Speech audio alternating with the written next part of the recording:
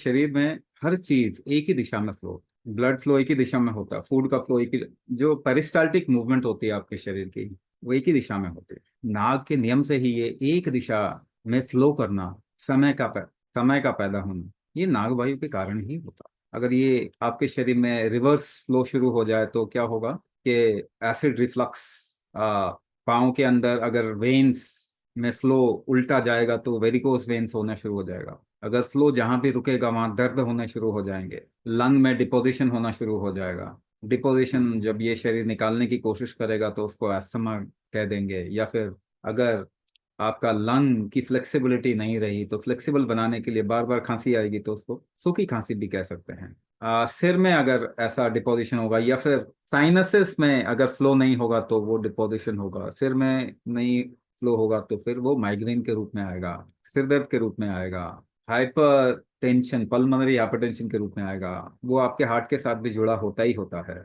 Muscle pain, nerve pain, कोई भी चीज अगर रुकावट होती है तो डीजेनरेटिव एस्पेक्ट आपकी लाइफ का बढ़ जाएगा। तो नाग वायु यानी एक ही डायरेक्शन में फ्लो, उसको स्थापित करना, तभी तो आपके गट का हेल्थ बना रहेगा। प्राइमरी वो फ्लो बिगड़ता है पहली बार। जब वो फ्लो बिगड़ेगा तो आपके गट के लाइनिंग्स में भी प्रॉब्लम आएंगी, लीकी गट बनना शुरू होता है। अगर फ्लो ठीक नहीं रहेगा और आपने खराब भोजन किया या केमिकल डाला शरीर में तो आपकी गट का माइक्रोबायोटा यानी वहाँ जो कीटाणु हैं या वहाँ जो छोटे छोटे जीवाणु हैं वो मर जाएंगे, खत्म हो जाएंगे।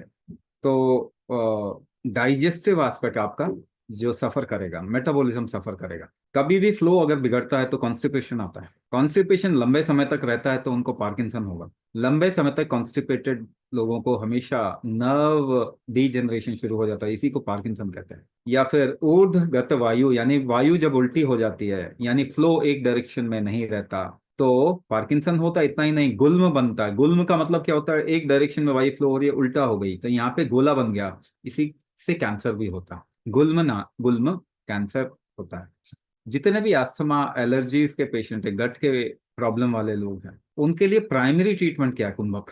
फर्स्ट लाइन ट्रीटमेंट क्या है, कुंभक। नाउ कुंभक आपको संभालना है क्योंकि it's a very powerful thing. IBS के लोगों को, इरिटेबल बाउल सिंड्रोम जिनको है, कुंभक करने से अगर शरीर में गर्मी बढ़ जाती है तो आपकी तकलीफ बढ़ सकती है। क्योंकि कुंभक ऊर्जा तो बढ़ाएगा ही बढ़ाएगा। आप ऊर्जा झेल नहीं पा रहे, आप शक्ति को झेल नहीं पाएंगे, तो इसीलिए उसको सेटल करना। कितना करना कितना नहीं वो आपने शरीर से पूछिए। प्रज्ञा अपराध नहीं कर। अपने शरीर की जो आपको बता रहा है, इंटेंसली कुछ बता रहा है तो उसके नियम के विरुद्ध नहीं जाना है। नहीं नहीं मैंने एक दिन कुंभक मिस कर दिया, कोई बात नहीं, धीरे धीरे करके आप कुंभक को नियमित बनाएं।